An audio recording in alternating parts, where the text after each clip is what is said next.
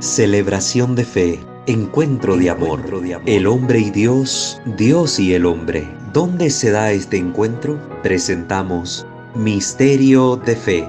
Escúchanos y conoce más sobre las expresiones de nuestra fe creída y celebrada en la liturgia. Señor Jesús, mi Salvador, amor eterno, amor divino. Queridos hermanos, sean bienvenidos una vez más a este su espacio de formación litúrgica, su canal Misterio de Fe, que por la gracia de nuestro Dios llega a ustedes cada semana trayéndoles material siempre nuevo para que continúen ustedes profundizando en la manera en que como cristianos celebramos nuestra fe. Les invitamos a suscribirse a este canal y activar la campana de notificaciones para estar al pendiente del material que vamos produciendo. De igual manera, tienen la invitación a conocer nuestros otros dos canales, tanto en el ámbito de la espiritualidad, Santo Debo Ser, como en el ámbito de la doctrina, Creo Señor, yo creo. Pueden ustedes también seguirnos en nuestra fanpage en Facebook, @WalterFajardo20, escucharnos a través de Spotify. Puede también participar de nuestra comunidad en Telegram y en WhatsApp. Y si ustedes lo tienen a bien, colaborar con nosotros económicamente para seguir pues trabajando en pro de mejorar los dispositivos que tenemos para prestarles este servicio. Todo esto, la información la pueden encontrar en la descripción de cada uno de nuestros videos. Vamos a dar inicio con la sesión de este día, poniéndonos en la presencia del buen Dios como siempre lo hacemos. Ave María Purísima, sin el ave concepta. In nomine Patris et Filii et Spiritus Sancti. Amén.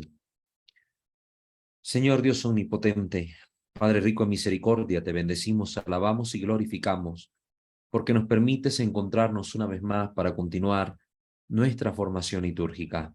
Ponemos en tus benditas manos todo lo que hacemos, para que todo te tenga a ti como a su fuente y brote hacia ti como a su único fin. Señor, que busquemos en todo tu gloria y la salvación de nuestras almas, por intercesión de Santa María Virgen, de su esposo San José, de los santos y de los ángeles. Te lo pedimos a ti que y reinas por los siglos de los siglos. Amén. Pater noster, qui es in celis, sanctificetur nomen tuum, adveniat regnum tuum, fiat voluntas tua sicut in cielo et in terra.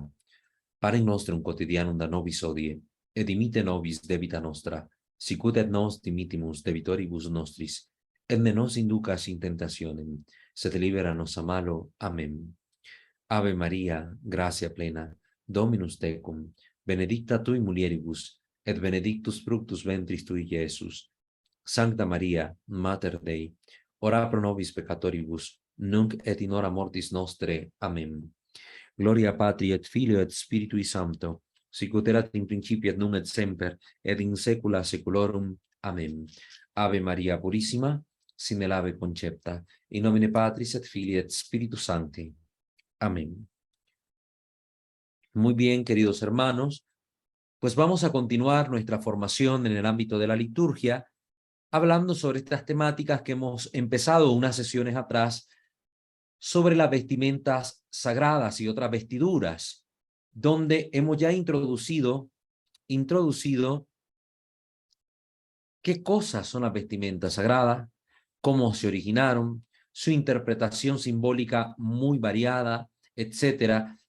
Y ahora pues estamos centrándonos en explicar cada una de las piezas que conforman, por ejemplo, el ajuar sacerdotal para la celebración de la Santa Misa. Ya hemos descrito una primera prenda, el amito, una pieza de tela cuadrada que se coloca primero en la cabeza, luego se baja a los hombros y se ajusta con unas cintas que se amarran en forma de cruz alrededor del pecho y la cintura, y que va por debajo del alba, y que se talla también aquí alrededor del cuello para tapar la prenda pues que va a quedar debajo del alba. Hoy vamos a hablar de esta segunda prenda, el alba. ¿De dónde viene? ¿Qué significa? ¿Por qué ese nombre? ¿Cómo se usa? ¿Qué estipula la Iglesia al respecto? Y como siempre, vamos a comenzar con un breve artículo de la Enciclopedia Católica, donde podemos encontrar las fuentes sobre los orígenes, ¿verdad? Las fuentes históricas, para que podamos tener una base sólida sobre la cual poner nuestro conocimiento. El alba, entonces, es una vestimenta de lino blanco con mangas algo ajustadas que llega casi hasta el suelo y se sujeta alrededor de la cintura con un cíngulo. Esta es como una breve definición de qué es el alba. Sería una pieza de tela bastante grande, ¿verdad? Desde el cuello hasta casi tocar el suelo, ¿verdad? Cubre todo el cuerpo y se ajusta al cuerpo con el cíngulo. Después vamos a ver qué cosa es el cíngulo. En el pasado se la ha conocido por distintos nombres. Por ejemplo, línea o túnica línea, en referencia al material del que está hecho, que sería el lino blanco. También se le ha llamado poderis, de la palabra podo en griego, que significa pies, como podología, ¿no? Entonces, poderis porque llega hasta los pies. También túnica talaris o simplemente talaris, por el hecho de que llega hasta los tobillos, ¿verdad? De tali, tobillo. Entonces, túnica talar, ¿verdad? Túnica talar, nos referimos al alma. Ahora ya se le llama, ¿verdad? Túnica talar, sobre todo, o vestimenta talar, a la sotana, porque igual que el alba, pues llega desde el cuello hasta los tobillos. Se le ha llamado camisia, por el parecido de la prenda a una camisa, la camisa de aquellos tiempos, ¿verdad? Que era un poco más larga que las camisas que conocemos ahora. Entonces, eran camisas largas que se ajustaban por dentro del pantalón. Alba, que es el término con el que le conocemos usualmente en estos tiempos y que hace referencia a su color. Alba viene de albus en latín, que significa blanco, ¿no? Blanco. También llamado últimamente alba romana. Alba romana, aparentemente en contraste con las túnicas más cortas que gozaban de popularidad fuera de Roma, porque el alba también en los distintos lugares, en las distintas comunidades eclesiásticas, pues tuvo distintas hechuras. Y para aclarar, especificar que se trata de la propia usada en la iglesia de Roma, pues se hablaba de alba romana, alba romana. De todos estos nombres, pues el que sobrevive popularmente es el de alba, como tal, simple y llanamente alba. Y ya sabemos que nos referimos a esta túnica hecha de lino blanco. Otro uso de la palabra alba, comúnmente en plural, albe o vestes, ¿verdad? Aparece en los escritos medievales, ¿verdad? Estas vestiduras blancas. Y se refiere a la vestimenta de color blanco que usaban los recién bautizados el sábado santo y que usaban hasta el domingo posterior llamado domingo in albis.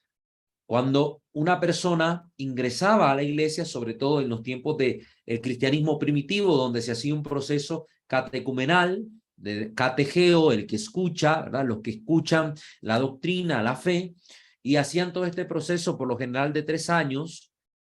Llegada la noche que clausuraba este trienio, la noche de Pascua, pues el obispo les bautizaba y se les colocaba la vestidura blanca en remembranza de esto que dice el Apocalipsis. Aquellos que han vencido con el Cordero han lavado su túnica en la sangre del Cordero y esta túnica queda blanca, la vestidura blanca. Entonces, una vez salido de la pila bautismal, que por lo general era una pila en el piso donde entraba la persona completa, pues se les revestía con esta túnica y los cristianos recién bautizados, llamados neófitos, los que han nacido, los recién nacidos, estos pasaban toda una semana vestidos de blanco. Por eso es la semana in albis. Y el dominica in albis, el domingo de blancos, ya pues terminando la celebración, ya se quitaban la túnica blanca, que por lo general guardaban, y muchos de estos cristianos, cuando morían, eran sepultados usando esta túnica blanca. Pues este domingo es el que ahora conocemos en la actualidad como Domingo de la Misericordia o la octava de Pascua.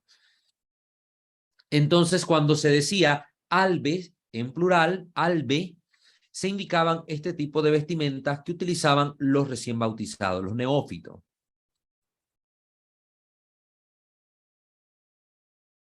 Por el uso mencionado, tanto el domingo, ¿verdad? El domingo in albis como el domingo de la Trinidad, junto con los días anteriores, parecen haber sido llamados a veces albe, domingo albe, dominice albe, porque se utilizaban esos domingos el color blanco en la vestidura de los recién bautizados y sobre todo pues en el color de la celebración de la Trinidad, que era blanco por lo general.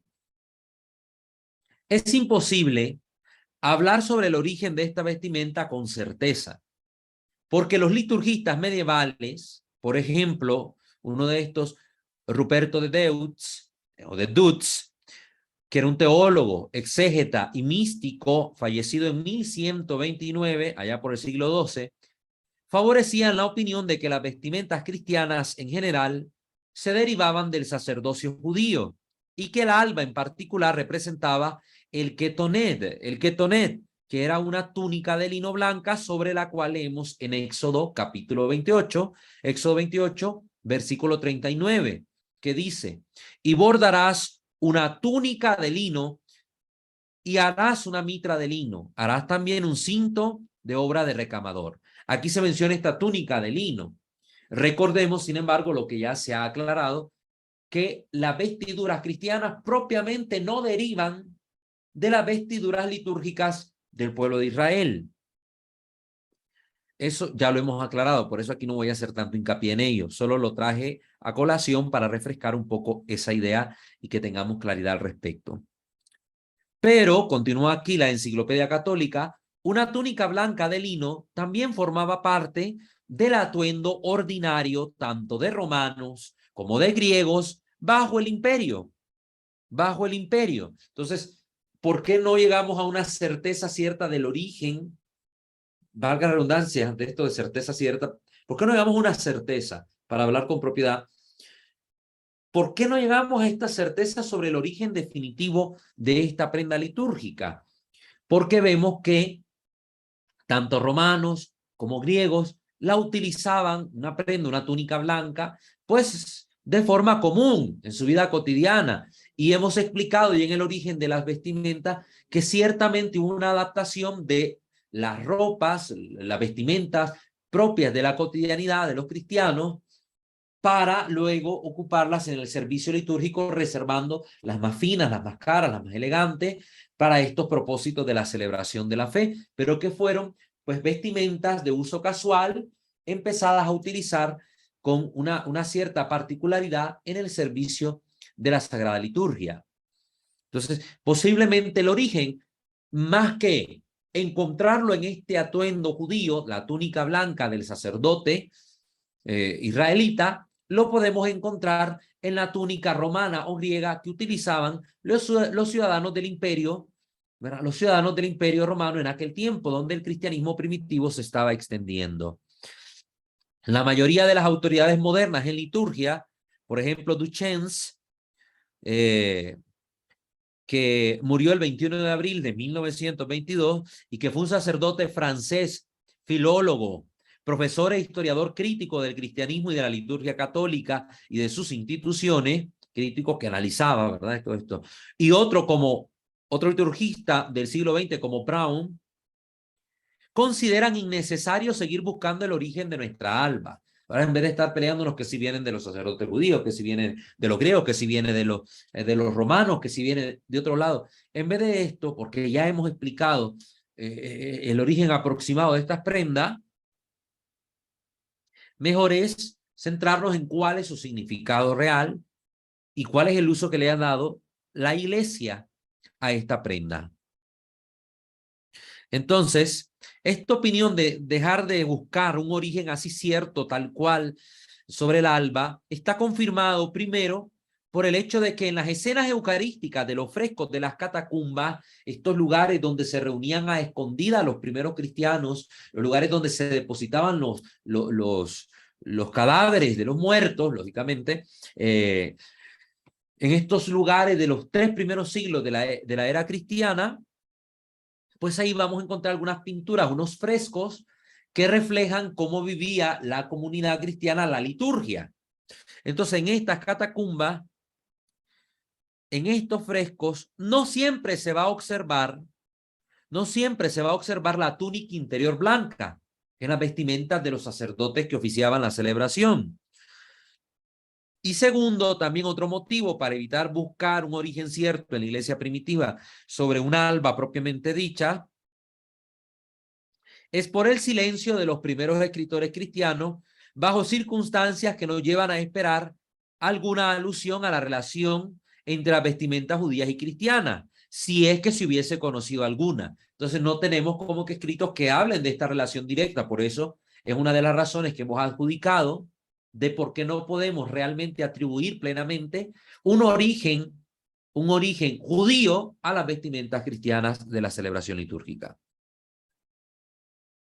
El hecho de que una túnica de lino blanca fuera también una característica común del atuendo secular, de la ropa que usaba la gente, hace difícil determinar la época a la que debemos asignar la introducción de nuestra presente alba como un atuendo distintivamente litúrgico.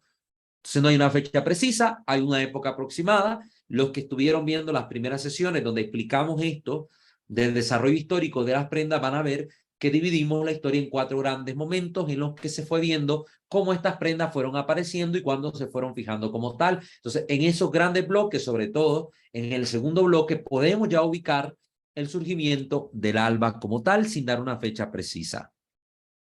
De hecho, a menudo encontramos la palabra alba en relación con las vestimentas eclesiásticas de los primeros 7 siglos, pero no podemos arguir con toda seguridad a partir de la identidad del nombre a la identidad de la cosa, porque puede ser que en esos siglos, como no tenemos muchas fuentes históricas a nivel escrito sobre este tema en particular, puede ser que se le llamara alba a alguna otra prenda o el alba de esa época primitiva tuviese otro tipo de hechura, tuviese otro tipo de color, etcétera, y no fuera propiamente dicho el alba como nosotros hoy la conocemos.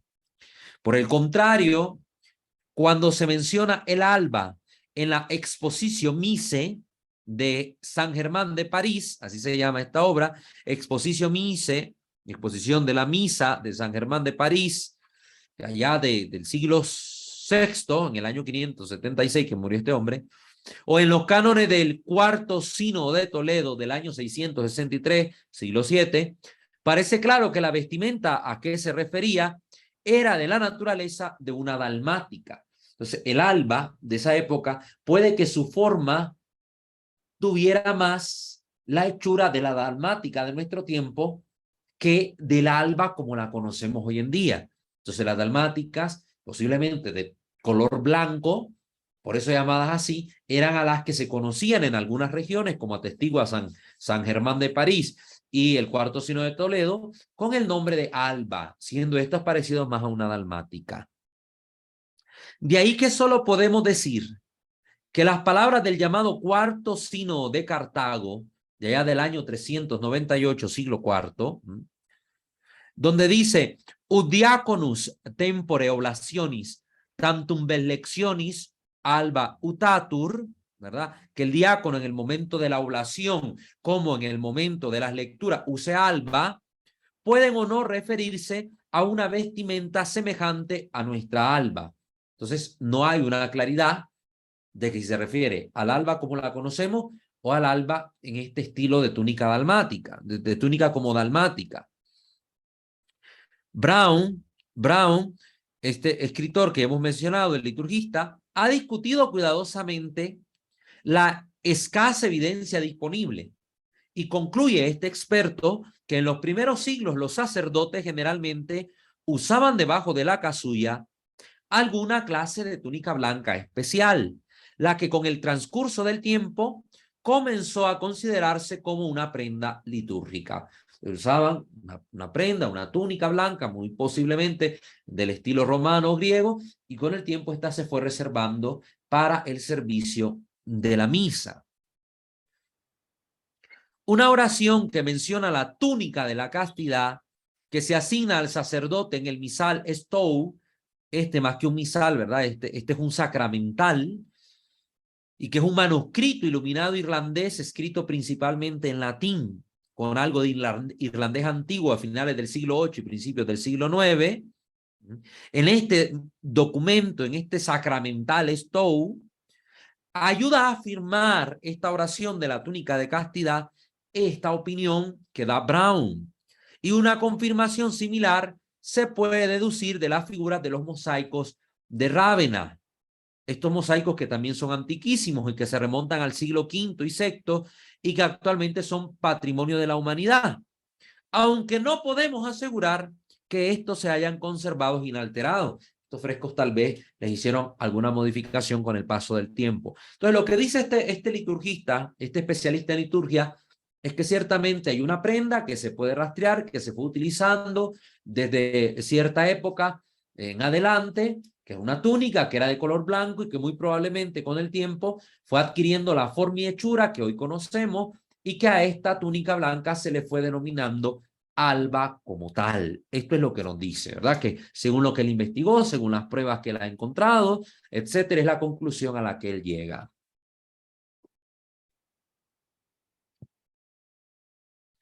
Antes de la época de Rábano Mauro, que fue un escritor, filósofo y teólogo alemán, quien escribió su obra llamada De Clericorum Institutione, ¿verdad? De la institución de los clérigos, en el 818, siglo IX, el alba se había convertido en una parte integrante del atuendo sacrificial del sacerdote. Ya vemos una época, un siglo preciso, donde ya encontramos una fuente escrita que nos deja saber con precisión que el alba ya era una túnica obligatoria, un atuendo obligatorio para la celebración del santo sacrificio de la misa. Ya ven, a finales casi del primer milenio de la historia de la iglesia.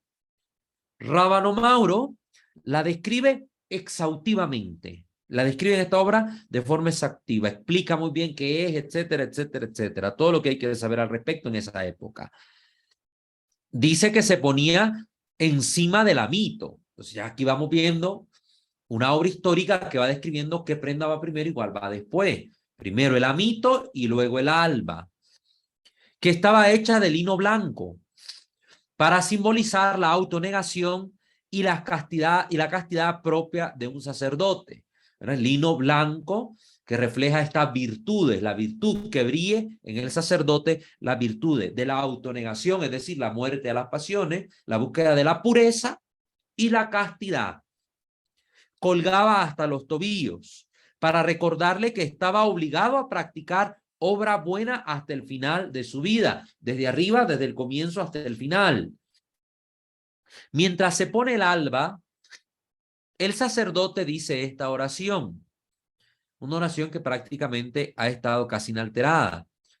Purifícame, oh Señor, de toda mancha y limpia mi corazón, que lavado en la sangre del Cordero pueda disfrutar de los deleites eternos. Esta oración recuerda dos textos, el del Salmo 50, ¿verdad? Purifícame, Dios mío, lávame de todo mi delito, y el texto del Apocalipsis, donde los que han triunfado lavan su túnica en la sangre del Cordero. Entonces, como que está conjugada la idea de ambos textos y aparece reflejado de esta manera tan bella. Purifícame, oh Señor, de toda mancha y limpia mi corazón, que lavado en la sangre del Cordero pueda disfrutar los deleites eternos. Es la oración que va diciendo el sacerdote al revestirse. Evidentemente, el simbolismo que estamos mencionando aquí del siglo IX ha cambiado desde ese siglo hasta nuestro día, ¿verdad? ¿Cuánto han pasado? ¿Cuánto han pasado? Ya otro montón de siglos, ¿verdad? 11 siglos más, pues en más de 1000 años, pues este simbolismo ha cambiado. Sin perder su raíz, ¿verdad? Sin perder su raíz. Con relación al uso del alba, la práctica ha variado de época en época. Hasta mediados del siglo XII, el alba fue la vestimenta que todos los clérigos usaban cuando ejercían sus funciones. Imagínense, en el siglo XII, a mediados del siglo XII, este era como el atuendo, general para todos los clérigos. Ruperto de Dutz, que ya hemos mencionado, que fue un monje valón y abad de la ciudad alemana de Dutz, fue teólogo, exégeta y místico. Este abad menciona que en las grandes fiestas, tanto en su propio monasterio, donde él ejercía la función de abad, como en Cluny, no solamente aquellos que oficiaban en el santuario, es decir, como los que están en el presbiterio, sino que todos los monjes en sus asientos usaban las albas, ¿verdad? Entonces, en el momento en que se hacían estas grandes fiestas, pues todos los monjes que participaban del santo sacrificio de la misa, pues utilizaban el alba, no solo los que estaban en el presbiterio, en el santuario, sino también los que estaban ahí participando de la celebración, sin que esto indicara que ellos estuvieran concelebrando como tal. Durante este periodo, el alba se usaba también en todas las funciones religiosas, por ejemplo, al darle la comunión a los enfermos o al asistir a un sínodo. Sin embargo, desde el siglo XII, el alba fue gradualmente sustituida por la cota o sobrepejí, que es el otro nombre que recibe, en el caso de todos los clérigos, salvo aquellos en las órdenes mayores, es decir, el subdiácono, el diácono, el sacerdote y el obispo. Entonces, poco a poco vamos viendo que para estas funciones religiosas, pues el alba fue quedando reservada más que todo para los sacerdotes, el obispo, los diáconos, y a los otros clérigos, que serían los de las órdenes menores, empezaron a utilizar más que el alba, como se hacía generalmente hasta el siglo XII, empezaron a utilizar la sobrepelliz, el roquete, el que se pone los monaguillos sobre el trajecito rojo, pues el blanco, para que se den una idea. En el presente, el alba es poco usada fuera del momento de la misa.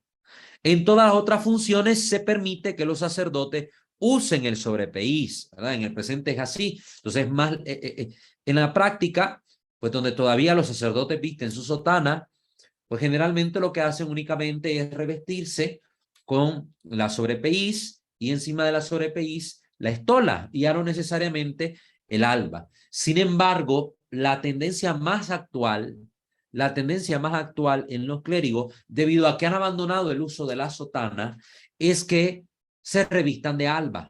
Como ya no andan la sotana por debajo, pues no se puede poner la sobrepeís sobre la ropa civil, se usa sobre la sotana. Entonces, como no andan la sotana, pues a fuerza necesariamente deben colocarse el alba. Entonces se colocan una sola prenda y se la ajustan a la cintura. En vez de revestirse con la sotana, después ponerse el roquete, después ponerse a la estola, entonces prefieren de un solo colocarse solo el alba. Entonces, en los sacerdotes que poco usan su sotana, van a encontrar esta tendencia a usar más el alba. Los que andan más de sotana, ¿verdad? O gustan más de hacer uso de la sotana, pues prefieren el uso de la sobrepelliz, del roquete. Más allá de algún alargamiento o contracción en sus dimensiones laterales, no se ha producido gran cambio en la forma del alba desde el siglo IX. Se ha alargado tal vez un poquito más. Antes era una prenda más holgada, quedaba más estirada, pues ahora se ha ajustado un poco más a la cintura. Son cambios bastante menores, no tan drásticos.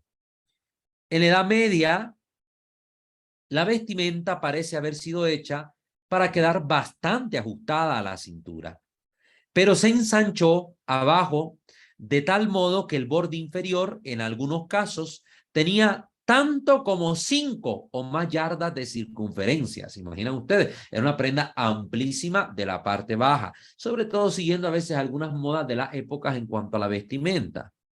No hay duda de que en la práctica era plisada y colgaba tolerablemente cerca de la figura.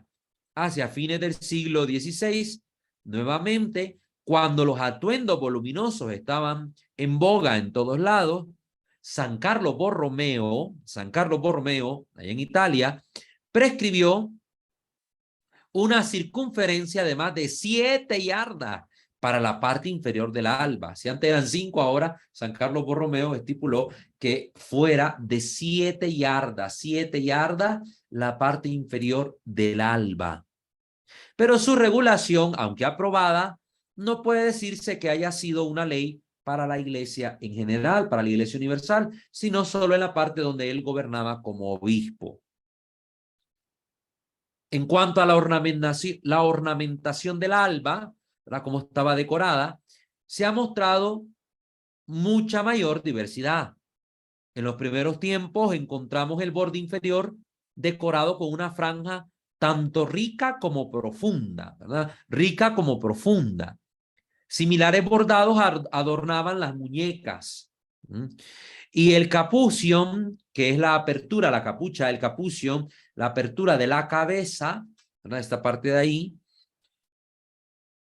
el cuello también tenía estos bordes. Entonces las albas más primitivas tenían esta zona del cuello que a veces caía como una pequeña capuchita. Estaba ornamentada, las mangas estaban ornamentadas y la parte inferior del alba, la orla, estaba también ornamentada.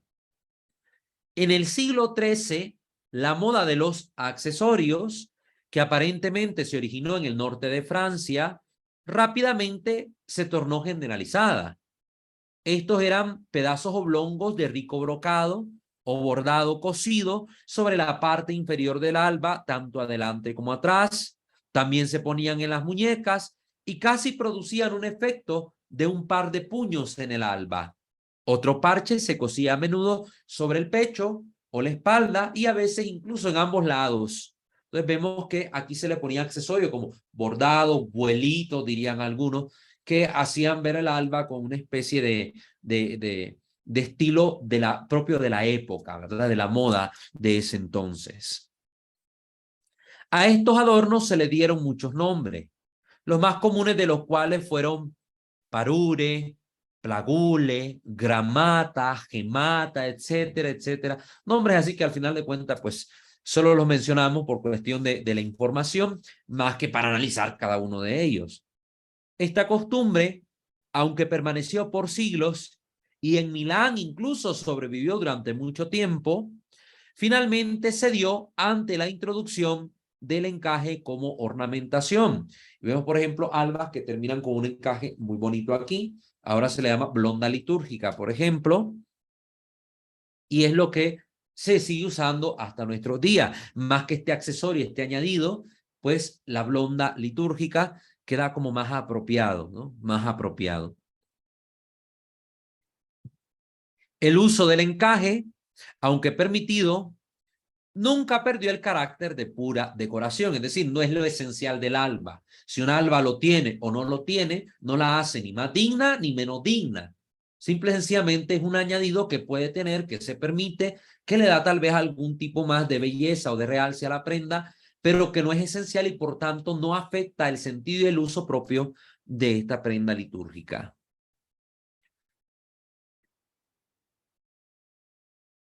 Anteriormente, un decreto de la Congregación de Ritos prohibió cualquier forro de color detrás del volante o puños o encaje con el cual se pudiese decorar el alba. Pero un decreto posterior del 12 de julio de 1892 sancionó la práctica. Es decir, que se puede hacer. Sí. Entonces, para que vayamos viendo que el alba fue sufriendo transformación a lo largo de los siglos, ¿verdad? Fue cambiando su forma, fue cambiando su color, incluso en algunos momentos, la decoración que se le ponía antes o después, todas esas cositas. En cuanto a su material, el alba debe ser confeccionada de lino, tejido de lino o cáñamo. Este es el material propio del alba. En la actualidad, pues como que estas normas ya no se respetan mucho, desgraciadamente, pues ahora se hacen de cualquier material blanco, sin tener en consideración pues el sentido propio de esta palabra.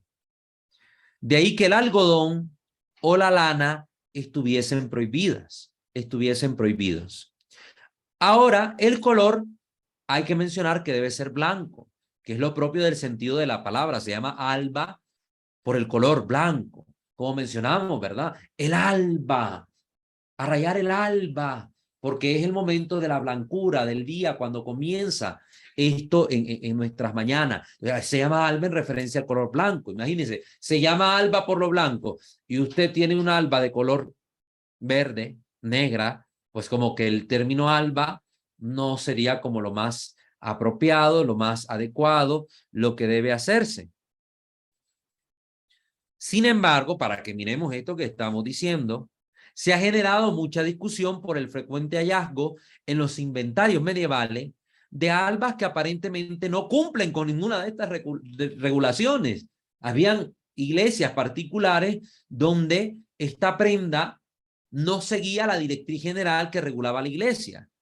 Entonces, no solamente se encuentran escritos sobre albas azules, rojas y hasta negras como una sotana, sino que también se mencionan albas de seda, de terciopelo y tela de oro. Entonces, había zonas de la iglesia donde se encuentran estas irregularidades, podemos mencionar así. Se ha afirmado que en muchos casos se debe considerar que tales designaciones se refieren a accesorios con que estaban ornamentadas las albas. También las albas de seda, de terciopelo, etcétera. Eran probablemente más una tunicela o una dalmática. Como lo vamos a ver, estos son ornamentos propios del subdiácono y del diácono. Entonces, como hemos aclarado ya, el término de alba a veces se utilizaba más que para la prenda que hoy conocemos con el nombre, se utilizaba para describir la prenda que utilizaban los diáconos y los subdiáconos.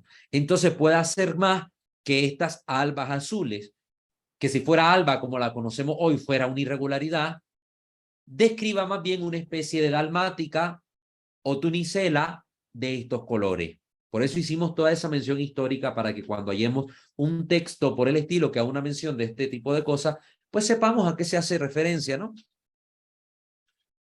Pero hay un residuo de casos que es imposible explicar satisfactoriamente y la prevalencia, por lo menos, de albas azules parece probarse por las miniaturas de antiguos manuscritos, ¿verdad? Traían dibujitos donde aparecían pues sacerdotes revestidos con una túnica debajo de la casulla cuyo color era azul. Entonces, puede ser que hayan existido en algún momento en alguna iglesia particular pues este tipo de prendas con el color particular azul. Hay que decir que algunas imágenes, como por ejemplo de franciscanos, del mismo franciscano, a veces vemos a San Francisco no con su hábito café como tal, sino de color azul. Esto para hacer referencia precisamente que la Orden de San Francisco fue una gran y es una gran promotora y defensora del dogma de la Inmaculada Concepción, y por el honor debido a la Santísima Virgen María, donde se ha concedido también por el honor debido a la Virgen y que tiene como color particular el azul, y que se ha concedido también a, a toda esta parte a España y a los territorios conquistados por la corona española, el privilegio de utilizar este color por la defensa que hicieron también los reyes católicos en respaldo a los franciscanos del dogma de la Inmaculada Concepción. Entonces, este color aparece en algunas imágenes de franciscanos o de San Francisco en el hábito. Entonces no aparece ni café ni gris, sino que aparece a veces azul por esta razón. Lo menciono por si alguien dice, ah, sí, yo he visto a San Francisco con una túnica azul. Sí, pero él es el hábito y es por esta razón, no por lo que aquí estamos diciendo, ¿verdad? No se refiere al alba. Continúa aquí el texto. Más aún, a ver, puede agregarse que, como otras vestimentas sacerdotales, el alba necesita ser bendecida antes de usarse. Antes de usarse. Entonces, es lo que se pide, ¿no? Que el alba se bendiga. Los ornamentos destinados al servicio litúrgico deben bendecirse. Recalcamos esto.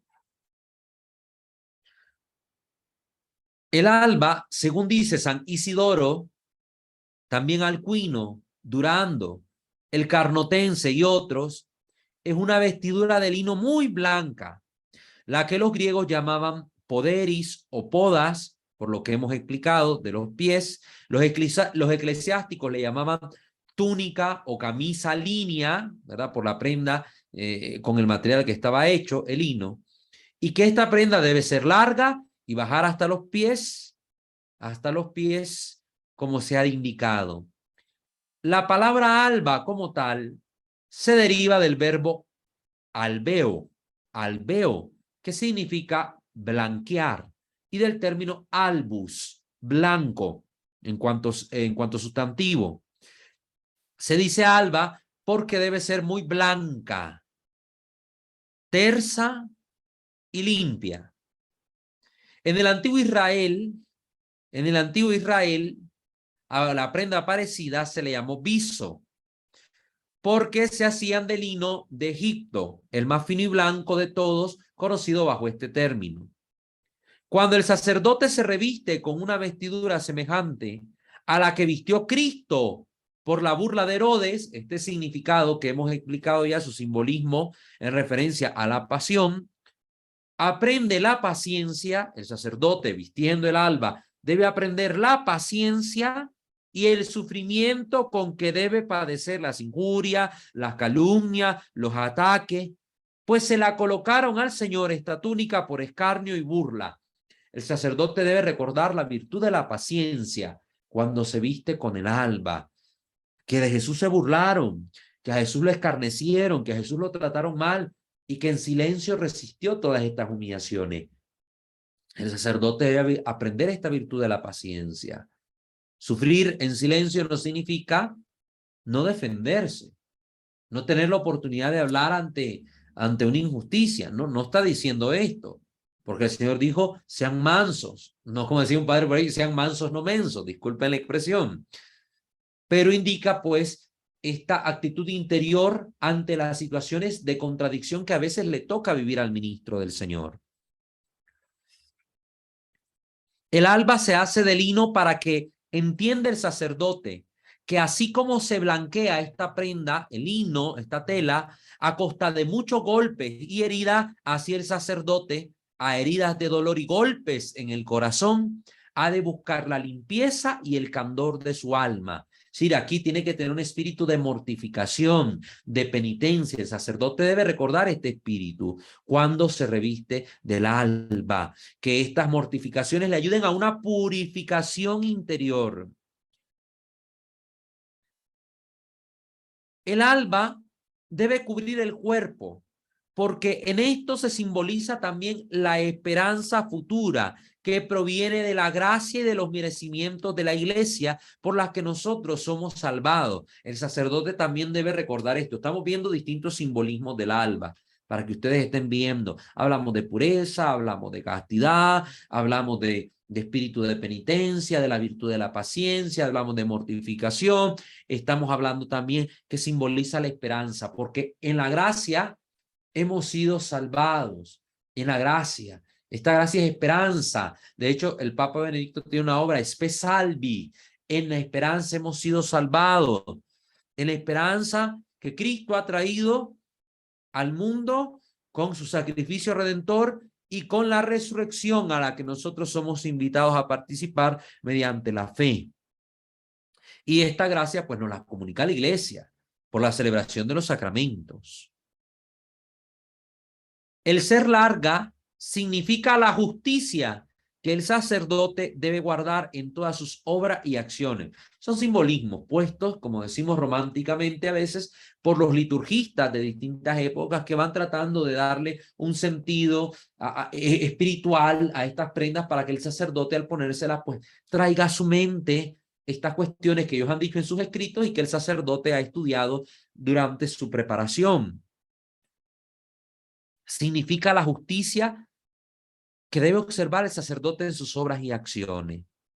Significa que el sacerdote de Cristo ha de estar adornado de todas estas virtudes, tal como lo dieron a entender aquellos dos ángeles que aparecieron con vestiduras blancas en la resurrección del Señor, como lo relata el Evangelio de San Juan, que resplandecían estos seres venidos del cielo. El sacerdote debe resplandecer con las virtudes celestiales a semejanza de los ángeles. Las mangas han de ser algo angostas y justas a los brazos, porque como dijo Inocencio III, ¿verdad? Inocencio III, al levantar los brazos, estos quedarían descubiertos, cosa indecente en tan grande sacrificio, por lo que los sacerdotes deben procurar estén los paños o cercos de las mangas labrados con el mayor adorno y decencia y compostura. Esto lo dijo Inocencio III en una época donde el pudor pues era bastante excesivo, donde pues había más observancia del pudor en el vestir, pues era impropio que el sacerdote estuviera mostrando pues mucha carne.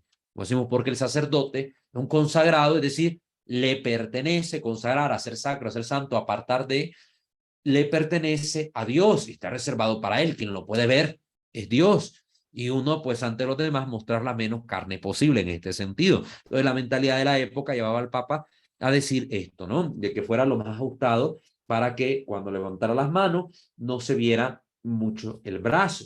Ahora vemos que son un poco más holgadas, pues supone debajo la sotana lleva un poco más las mangas angostas, después vendría el alba, o sea, levantar las manos casi no queda al descubierta la carne, ¿verdad? Por así explicarlo.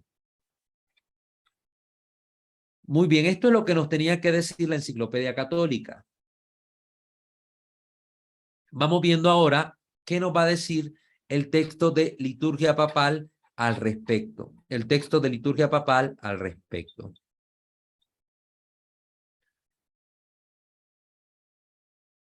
Se nos dice que el alba es una prenda larga de lino, algodón. Ahora ya se fijan que se permite usarla de algodón, que utiliza el sacerdote, el diácono y los demás ministros del altar en las celebraciones litúrgicas. Los demás ministros del altar en las celebraciones litúrgicas. Como hemos ya recalcado en el tema anterior de la mito, donde se mencionó en el misal romano, se hizo mención también del alba. Recordarán ustedes esto. Vamos a traerlo a colación para que no se nos olvide. Mencionamos, ¿verdad? Mencionamos en el numeral 336 de la instrucción general del misal romano que la vestidura sagrada para todos los ministros ordenados e instituidos de cualquier grado es el alba. Entonces, los ordenados, obispo, presbítero y diácono. Instituidos, el lector instituido y el acólito instituido. Entonces ahí les dijimos ya el numeral de la instrucción general del misal romano. Continúa aquí liturgia papal. Se llama así por ser de color blanco. El blanco en latín es albus. Su origen está en la túnica talaris romana. Sí, la túnica romana que utilizaban pues la gente en aquella época. Para las grandes fiestas y solemnidades desde el siglo X, los márgenes de las mangas y la parte inferior se han adornado con deshilados o encajes, como hemos mencionado. Debajo del encaje puede verse la sotana coral del celebrante, de forma que se puede apreciar el color negro, el violeta, el rojo de los cardenales o el blanco del Papa. En los últimos años, los encajes como tal han caído en desuso, manteniéndose los deshilados más sencillos, los bordecitos que a veces traen la alba, ¿verdad? Hechos con el mismo hilo de la tela y que deja entrever el color de la sotana. Mientras el sacerdote se reviste con el alba, dice la siguiente oración. De albame, domine, et munda cormeum, ud insanguine agni de albatus, vaudis perfluar sempiternis. Amén. Hazme puro, Señor, y limpia mi corazón, para que, santificado por la sangre del Cordero, pueda gozar de las delicias eternas. Amén. Desde el siglo IX esta oración, imagínense, más de 1000 años de que los sacerdotes de la iglesia vienen recitando esta oración para poder revestirse con el alba. Qué bonito, pues todo esto es lo que sabemos, ya vimos su historia, su simbolismo, su uso, todo lo que hay que saber sobre esta prenda. Junto a esta prenda está el cíngulo. ¿Qué es el cíngulo? Hemos dicho que se ciñe a la cintura el alba con el cíngulo, con este cordón, pero ¿qué es? también lo vamos a ver hoy, ¿verdad? Este es más cortito el tema del cíngulo. En los minutitos que nos quedan, perfectamente ajustamos a verlo. El cíngulo, según la Enciclopedia Católica, que procede del término del latín cingulum,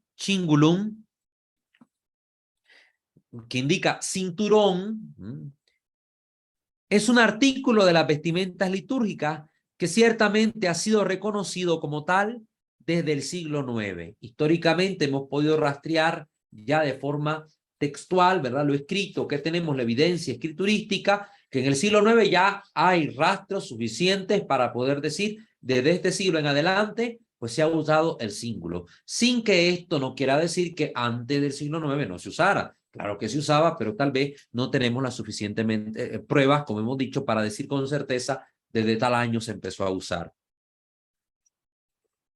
Entonces, como ahora, se utilizaban para confinar, para ajustar el alba suelta y ondeante y evitar que impidiese los movimientos al usuario. Como eran telas tan holgadas las del alba, a veces era necesario ajustar la cintura pues, para que uno no se tropezara con la misma tela del alba, que aún hoy en día a veces pasa, a pesar de usar cíngulo, pero generalmente se da más cuando el sacerdote o los ministros usan el alba y no se colocan el cíngulo.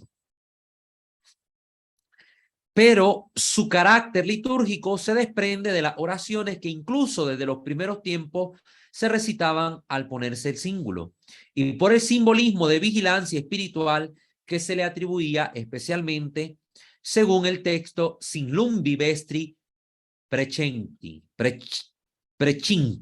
¿verdad? El cíngulo se enumera entre las vestimentas de la misa en el misal Stow, este sacramental que hemos mencionado. Y esto muy posiblemente puede representar la práctica de la iglesia celta, en el siglo VII, la iglesia católica, ¿verdad? La iglesia católica de este rito, ¿verdad? De aquel tiempo, ¿verdad? Ya no se hace más este tipo de rito. Parece probable, sin embargo, que en la iglesia celta, al igual que en la iglesia griega del presente, el cíngulo era usado solo por los obispos y sacerdotes. La túnica del diácono se dejaba suelta. Entonces esta prenda, como se ve, por ejemplo, en los griegos, en la iglesia católica griega, pues solo la utilizaban más los obispos y los sacerdotes para ceñir esta prenda, mientras que los diáconos usaban el alba así sin ceñirla a la cintura, más holgadamente. Algunos pocos ejemplos sobrevivientes de los primeros cinturones del siglo X y siglo XI muestran que en un principio el cíngulo no fue un simple cordón, como lo es ahora. Por el contrario, los encontrábamos con bandas estrechas de seda y telas preciosas, a menudo ricamente bordadas, cuyo uso se prolongó hasta bien entrada la Edad Media. Entonces tenía más la forma de un cinturón un poco grueso que se ajustaba a la cintura para socar, para ceñir el alba. Si nosotros vemos las prendas litúrgicas orientales en la iglesia, si ustedes investigan un poco sobre ellas, van a ver que esta es la forma que tiene actualmente el cíngulo.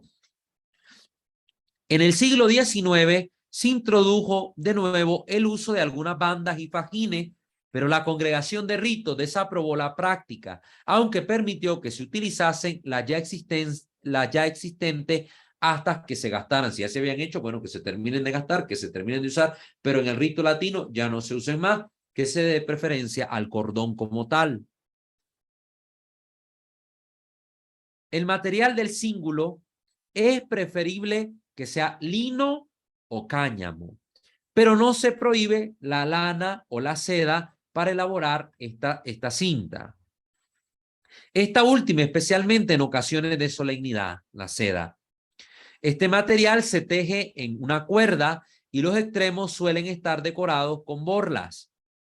A veces se introducen hebras de hilo dorado y plateado a modo de ornamento, en particular en las borlas de los extremos. Pues este cordón, para decorarlo un poco, termina con estas borlas bien bonitas que le dan realce. La oración que recita el sacerdote al ceñirse el cíngulo dice lo siguiente: Cíñeme, oh Señor, con el cíngulo de la pureza, con el cinturón de la pureza. Esto sugiere fuertemente que esta vestimenta debe ser considerada como típica de la castidad sacerdotal. La virtud que va a representar propiamente el cíngulo es el dominio de las pasiones mediante la castidad. Las bajas pasiones están atadas, dominadas por la gracia. Como los demás ornamentos de la misa, el cíngulo requiere ser bendecido antes de su uso. Se debe señalar además que en casi todas las formas de indumentaria eclesiástico-religiosa se incluye una especie de cinturón. En algunas órdenes religiosas recibe una bendición particular y se sanciona en tales casos conocidos como el cordón de San Francisco o el cinto, el cinturón, el fajín de San Agustín, y la iglesia le concede incluso indulgencias como una indicación de una profesión de fidelidad a un determinado instituto. Una vez más, la banda ancha que forma parte del atuendo civil de los obispos, sacerdotes y otros eclesiásticos ha sido imitada, al parecer, por razones estéticas en el vestuario del decoro de niños y servidores en el altar. Es decir, más que un cíngulo, lo que usaban los monaguillos cuando se ponen su sotana, es como el fajín que utilizan los sacerdotes, los diáconos, los obispos, cuando utilizan su hábito talar. Debe decirse que este último desarrollo, mientras que no esté expresamente prohibido, siempre y cuando se respeten ciertas reglas con respecto al color y el material, no está en modo alguno prescrito o recomendado por la autoridad eclesiástica. ¿Ves? Entonces no es que propiamente se prohíba usar este tipo de fajines en los monaguillos cuando usan su sotana, pero tampoco es que la iglesia lo recomiende como tal. Si se usa, bueno, y si no, también, pero pues no hay ni una prohibición ni un mandato expreso de que debe utilizarse. Eso es lo que nos dice la Enciclopedia Católica respecto al cíngulo. Y para terminar, concluimos con el breve escrito que presenta Liturgia Papal en sus páginas sobre este ornamento. Dice Liturgia Papal que el cíngulo es un cordón con una borla en cada extremo usado por ministros durante las celebraciones litúrgicas, con el que los sacerdotes se ciñen el alba, tanto a lo largo como a lo ancho. Usualmente es blanco, aunque también puede ser dorado o del color litúrgico correspondiente a cada celebración. Es decir, aunque antes era solamente blanco, al ser de lino, pues ahora vemos que hay distintos tipos de cíngulos. Hay cíngulos rojos, verdes, hay cíngulos dorados, morados, ¿verdad?, que se pueden utilizar. El cíngulo tiene su origen del cintum o cingulum romano y ha tomado desde el principio la forma de cordón o de faja. En algunos lugares, como en Roma, suele ser de lino, pero en otros lugares es de seda de distintos colores con hilo de oro. Su uso es obligatorio. Óigase bien, los sacerdotes deben usar siempre el cíngulo, salvo que el alba esté tan ajustada, adaptada al cuerpo, que no necesite utilizarse el cíngulo. ¿Qué dispone el misal romano al respecto? Numeral 336 de la Instrucción General del Misal Romano. La vestidura sagrada para todos los ministros ordenados e instituidos de cualquier grado es el alba, que debe ser atada a la cintura con el cíngulo, a no ser que esté hecha de tal manera que se adapte al cuerpo aún sin él. Entonces, se ve bien, de hecho, el alba, cuando queda ajustada al cuerpo y no necesita el cíngulo, se ve muy bien, pero a veces hay casos donde se ve terrible, las albas son anchas, son amplias y quedan tan holgadas que se hace notar la falta del cíngulo, y ha ocasionado en algunas ocasiones que más de algún sacerdote o algún diácono se tropiece al pisar la misma tela del alba por no usar el cíngulo. Y a veces, lamento decirlo así, pero a veces no es por falta del cíngulo que está en la sacristía, a veces es por elección del sacerdote, que no sé si será por pereza, por gusto personal o otro motivo, no les gusta ponérselo, simple y sencillamente, y se dejan el alba así holgada. Lamentablemente eso pasa, y recuerden que también el cíngulo tiene un fuerte simbolismo respecto a la pasión del Señor y pues la remembranza de la castidad que debe vivir el sacerdote como virtud. A pesar de que el alba se ajuste al cuerpo del ministro, parece siempre que es bueno usarlo atendiendo a su simbolismo, dice aquí liturgia papal, que se expresa en la oración que se dice al revestirlo. ¿Qué dice el sacerdote? Y con esto terminamos. Precingue me domine, cingulo puritatis, et extingue in lumbis meis humorem libidinis, od maniat in me virtus continentiae et castitatis. Es decir, síñeme, Señor, con el cíngulo de la pureza y extingue en mí la llama de la pasión, para que permanezca en mí la virtud de la continencia y de la castidad. Con esto concluye liturgia papal el artículo sobre el símbolo. Entonces, para que lo tengamos presente y sepamos de qué van, pues estas dos piezas del ajuar sacerdotal que hemos mencionado, que es el alba y el símbolo. Entonces, tengámoslo presente. Muy bien, con esto concluye la sesión de hoy. Les invito, ¿verdad? Les invito a que se suscriban a este canal, Misterio de Fe, activen la campana de notificaciones, visiten nuestros otros dos canales, Santo Debo Ser, Creo Señor Yo Creo, nos sigan en Facebook, nos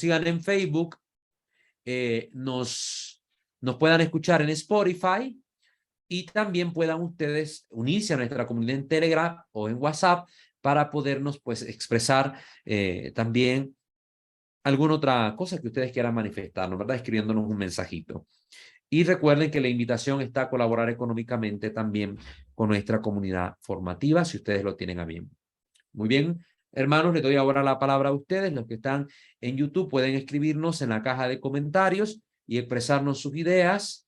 Y también, pues, los que estén conectados a través de Zoom, si quieren participar, pueden hacerlo.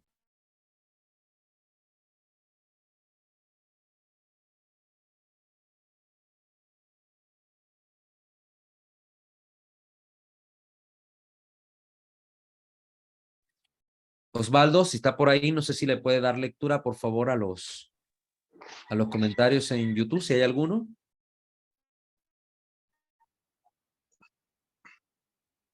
Sí, ya hay algunos. No sé si me escuchan. Sí, le escucho perfectamente.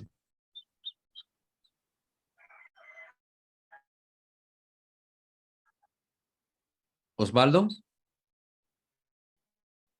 Ok, dice, buena y bendecido. Gracias, Señor, por esta noche. Permíteme, no te escuché muy bien, Osvaldo. Si me dices, por favor, nuevamente quién escribió. Elizabeth Mendoza, que Sí, dice, muy buena y bendecida noche a todos. Gracias, hermano, por la sección de hoy, de esta noche. Dios le bendiga abundantemente y nos siga compartiendo tanto conocimiento que es muy necesario. muchas gracias, hermana Elizabeth. Que el Señor la bendiga y gracias por ser también de las fieles seguidoras del canal que se han estado formando en diversos contenidos a lo largo de este tiempo. Sí, ¿hay algún otro? Sí, el siguiente es de parte de María de los Ángeles Flores, que dice, excelente noche, hermano Walter. Dios lo siga bendiciendo y muchas gracias por la sesión de hoy. Interesante como siempre. Claro que sí, hermana, también para usted, que Dios le bendiga, que el Señor siga santificándola. Y pues me alegra de que se esté formando, ¿verdad? Que se esté formando siempre en estos temas de la liturgia para poder servir adecuadamente en su comunidad. Entonces, para que pues Dios la siga iluminando y que todo este material le sea de provecho siempre. Muchas gracias. ¿Algún otro? No, por el momento no. Bueno, perfecto. Pues son los dos comentarios que tenemos, ¿verdad? Los dos comentarios que tenemos por hoy en YouTube. Y pues aquí lamentablemente parece que algunos hermanos que estuvieron acá en Zoom tuvieron problemitas y lo sacó la sesión.